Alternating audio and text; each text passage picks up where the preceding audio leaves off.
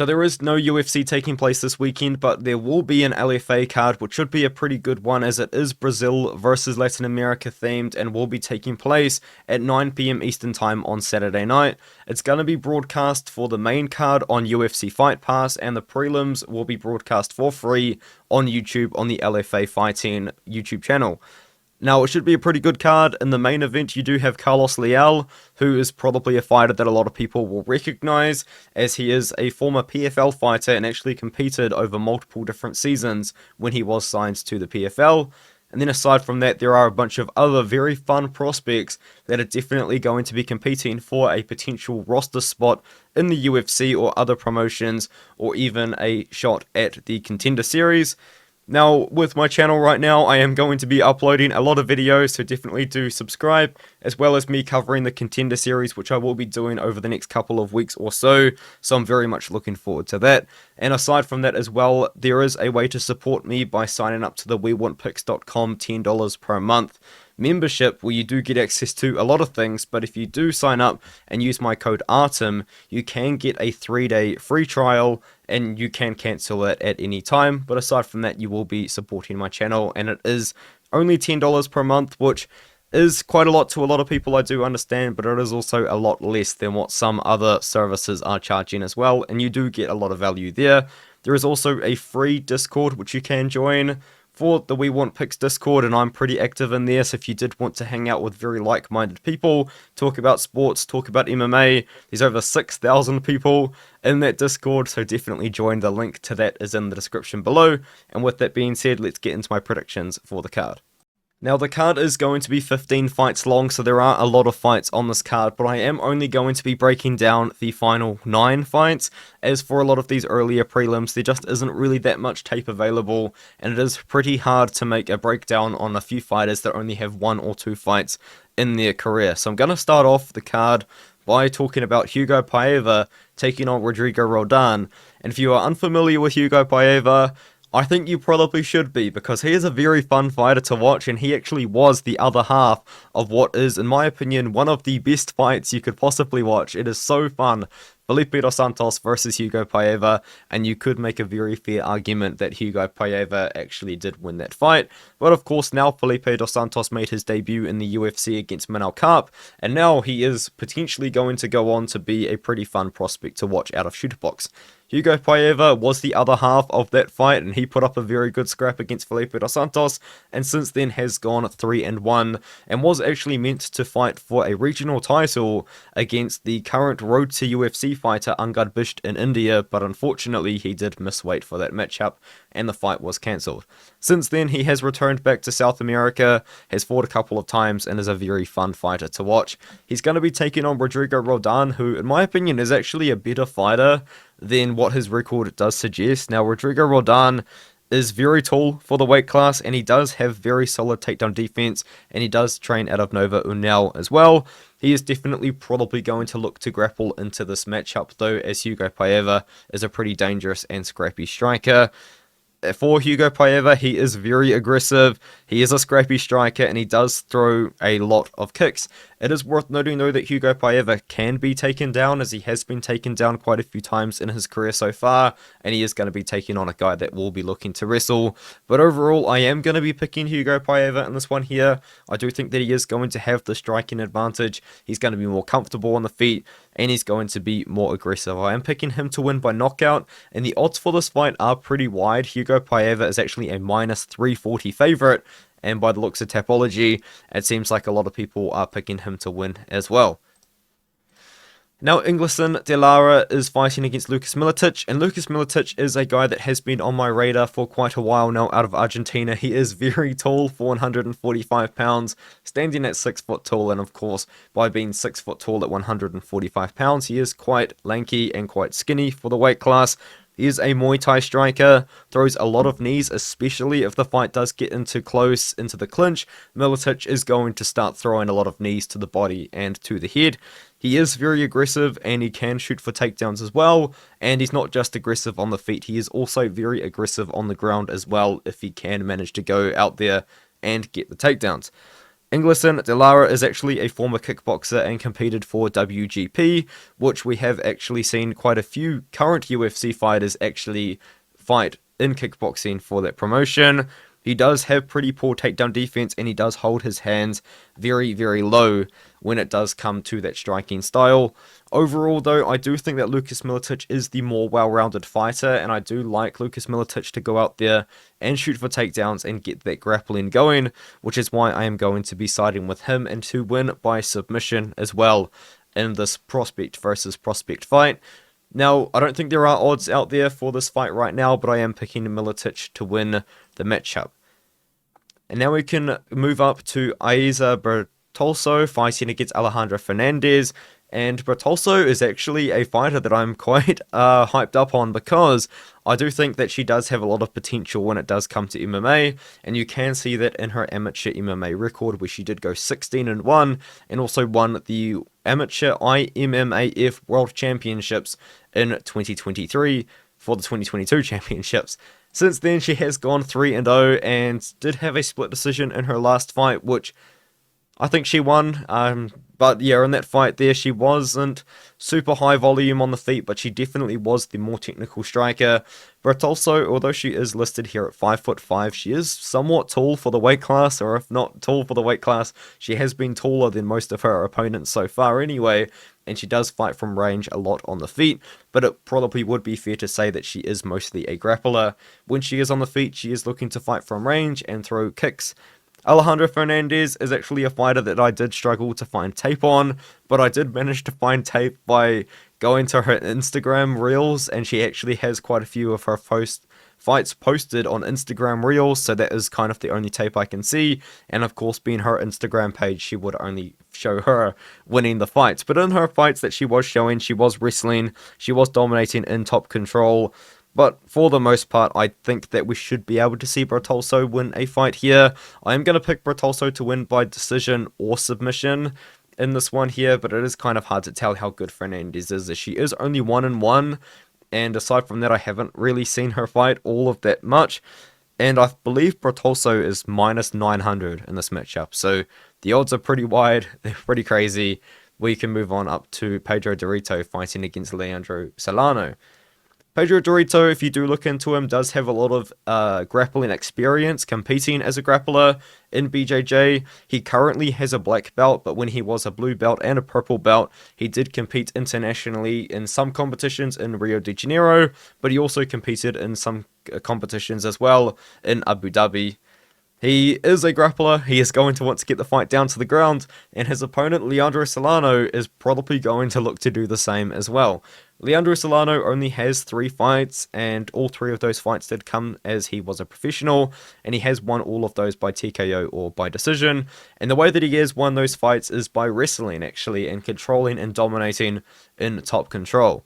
Pedro Doreto will probably welcome that, and we might actually see Pedro Doreto like to keep the fight down on the ground and may even be comfortable off his back, which isn't really something that you do like to see so much. With Doreto, he did win his last fight actually in the first round by rear naked choke submission up against the cage, but he was actually dropped in that matchup, and it is listed that he is 5'10", but LFA had him listed at 5'11", so he is quite tall for the weight class. He will be bigger than Leandro Solano, who is somewhat shorter, but is a boxer that is going to look to wrestle. Doreto is not the best striker, but neither is Solano, so I don't really expect this fight to take place on the feet too much, but when it does get down to the ground, it's going to probably be the pure BJJ of Doreto taking on the top control ground and pound style of Solano. I am going to side with Doreto in this one here. I don't believe there are fight odds for them because I haven't seen them yet, or I haven't been able to find the fight odds, but I am going to go with the grappling of Pedro Doreto. He has also fought some slightly better competition as well than Solano, so I'm going to go with him, and I'm going to go with him by submission. Apollo Gomes is fighting Lionel Abojer, and I like Apollo Gomes in this one here. He is a shooter box guy, and he fights like a shooter box guy. If you don't know what I mean by that, think of Charles Oliveira and how he fights, and then think of maybe how Daniel Santos fights, how Felipe dos Santos fights, Alves Brenner fights. I mean, all of these shooter box guys, all of Charles Oliveira's minions, they all fight the exact same way. They're very, very exciting Muay Thai strikers. They like to mix in takedowns and are very aggressive, not only on the feet, but also on the ground. Shooter box guys are probably some of the most exciting fighters in MMA right now, and Apollo Gomes, in my opinion, is no exception. He is very, very fun to watch. He does shoot for takedowns, and he has actually been training, of course, with Charles Oliveira, and now Ian Gary has been training at shooter box as well. He throws a lot of leg kicks and a lot of body kicks, but he is more of a striker and has decent takedown defense. His opponent, Lionel Abojer, is very stiff on the feet, has no head movement whatsoever, and is going to be looking to find the takedowns. And because of that, I do like Apollo Gomes in this one here. He is a lot faster than Abojer. And if you do watch Abojer's fights, he just doesn't move his head. That really is what it is. I believe it was one of his more recent fights. I watched him just not really do anything on the feet, and he actually got hurt and stunned, and that's how he got the fight down to the ground to get that grappling going. I think that Apollo Gomes is going to win this one here. I'm actually going to pick him to win by knockout as well. He has also fought much better competition throughout his career and has found finishes over better competition than Lionel Abojer. So I like the striking advantage out of Apollo Gomes here. I like the takedown defense and also the aggressive Muay Thai style that he is going to bring, being from shooter box. So give me Apollo Gomes to win by knockout, and he is a favorite. He is minus 210 in the matchup. Samuel Diaz fighting against Renzo Cortti. This should be fun because Samuel Diaz has 9 wins in his career, and all 9 of those wins have come by knockout. And if you do watch him fight, you can understand why. He's very big for 155 pounds. He's actually not the fastest guy at 155, but he does make up for that with pretty insane power for the weight class. I mean, you don't get 9 finishes in the first round in 9 wins by not being very powerful.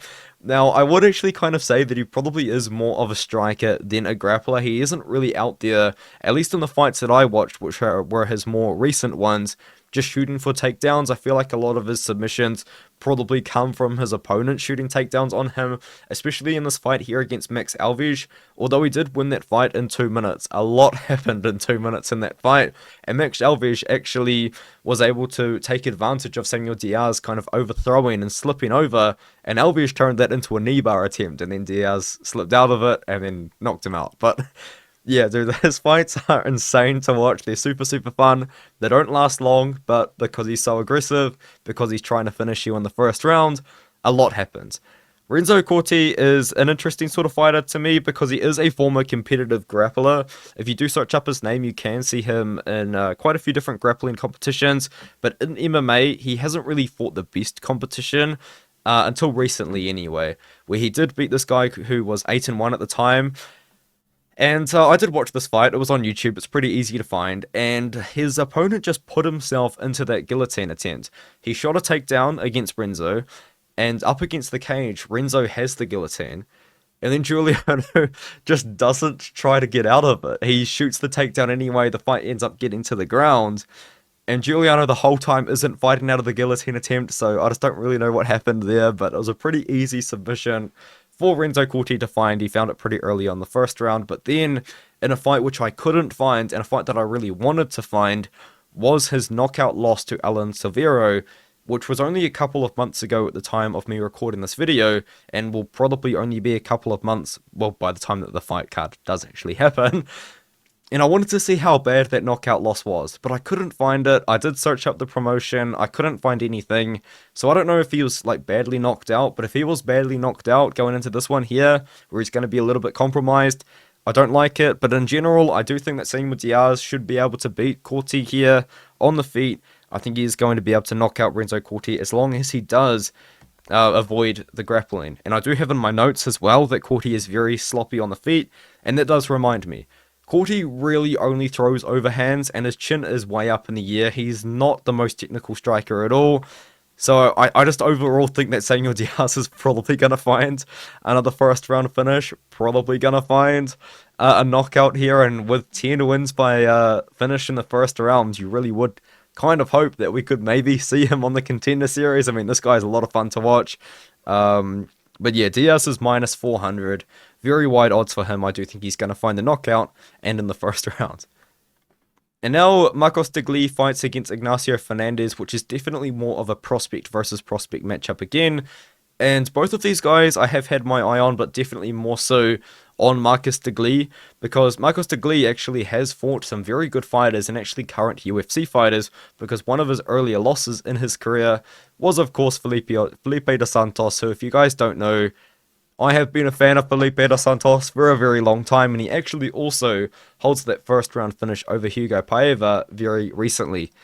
Now, Marcos Degli's he's fun to watch, man. Like, this guy is fast on the feet, you know. It's 125 pounds, so of course all of the guys are fast, but this guy is in and out.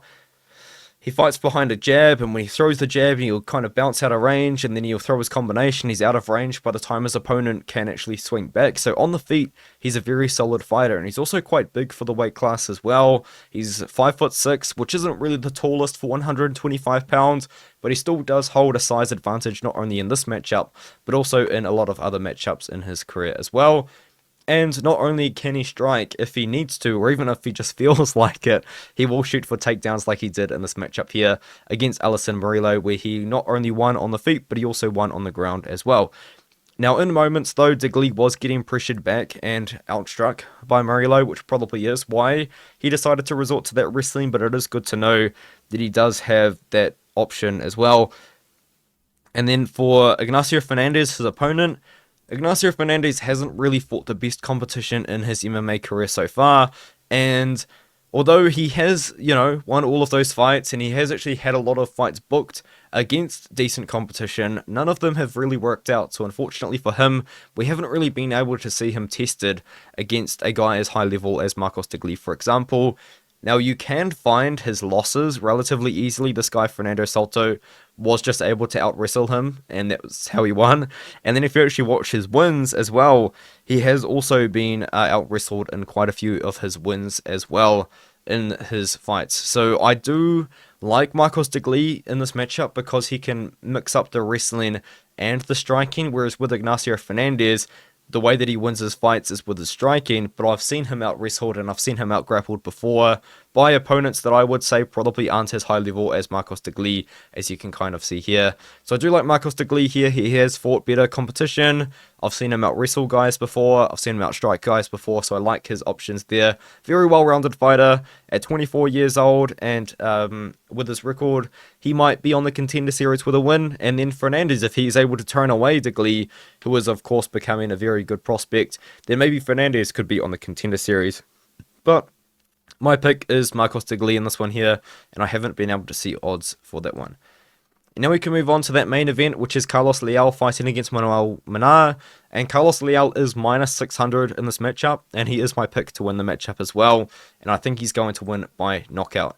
Carlos Leal is a guy I'd like to see in the UFC, and a lot of people actually do seem to think that he's probably the best unsigned fighter right now outside of the big promotions like the UFC, PFL, Bellator, Octagon, KSW, etc.